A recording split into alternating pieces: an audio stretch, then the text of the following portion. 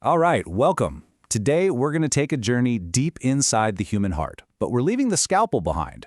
We're going to see exactly how doctors use the incredible power of MRI to diagnose some really tricky heart valve problems. I mean, we're talking about getting a crystal clear picture of what's going on without a single cut. So, here's what we're going to cover. First, we'll get to know the heart's 4 gates. Then, we'll peek into MRI's detective toolkit.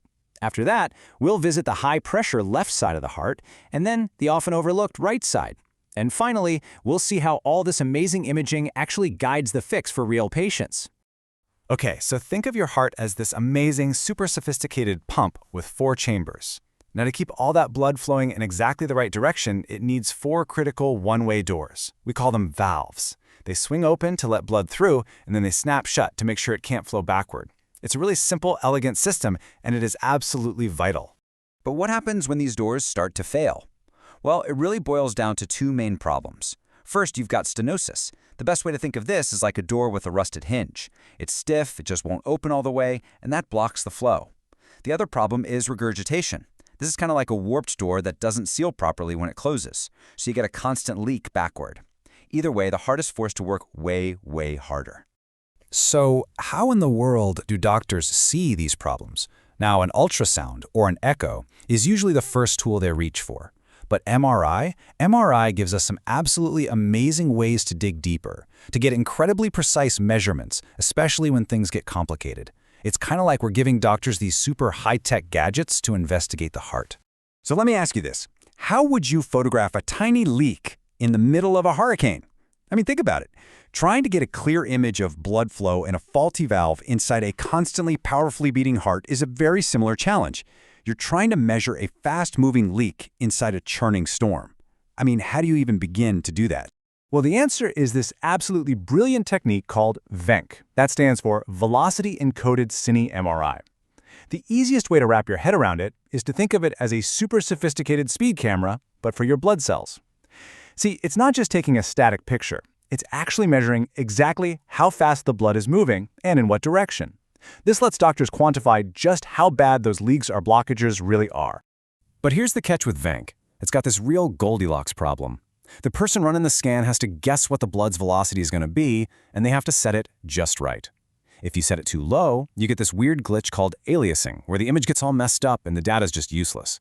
But if you set it too high, the whole image becomes grainy and noisy and you can't get an accurate measurement. It has to be just right. Okay, we've got our tools. So now, let's start our tour on the left side of the heart, home of the aortic and mitral valves. Now, these are the real workhorses. They're responsible for pumping that fresh, oxygen-rich blood out to your entire body. And that means they're under the highest pressure, which is often where problems show up first.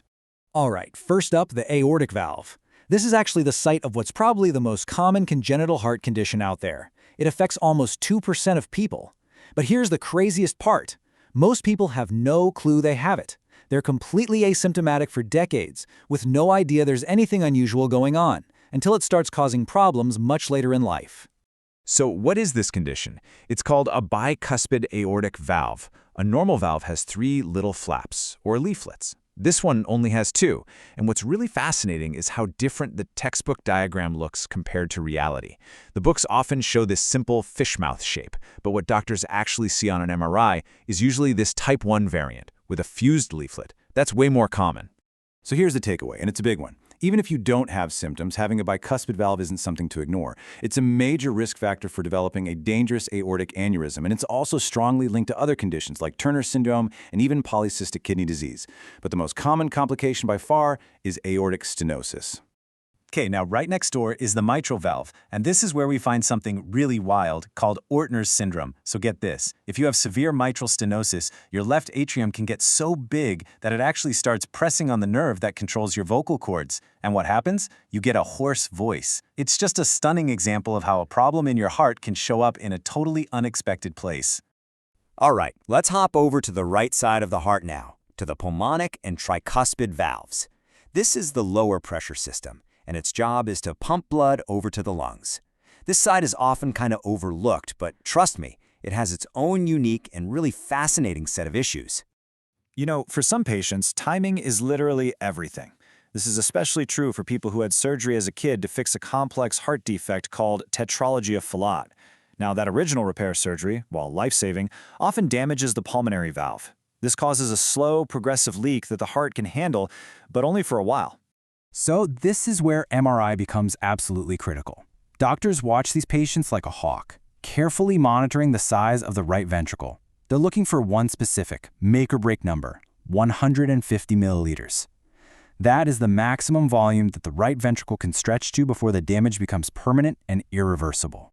And that right there, that just perfectly explains why MRI is such a game changer. As the source material puts it so clearly, if that ventricle gets bigger than 150 milliliters, it's not going to shrink back to normal, even after you replace the valve. So MRI lets surgeons time that follow-up surgery perfectly. They can go in right before the heart hits that point of no return. Okay, get ready for another strange one that affects the right side, carcinoid syndrome. It's this bizarre chain of events. First, a specific kind of tumor spreads to the liver. Then, because of the tumor, the liver can't break down a chemical called serotonin anymore. So you get these super high levels of serotonin in the blood that flows to the right side of the heart, and it literally just eats away at the valves. The left side is usually fine because the lungs manage to filter the serotonin out before it gets there. Just wild. And hey, here's a really cool little clinical pearl for reading scans. If you're looking at an image of the heart and you see a pacemaker wire passing through a valve, you can be almost 100% sure that you're looking at the tricuspid valve. Why? Because that's the natural path the wire has to take to get to where it needs to be in the right ventricle. Okay, so we've looked at the problems, we've looked at the tools. Now let's tie this all together.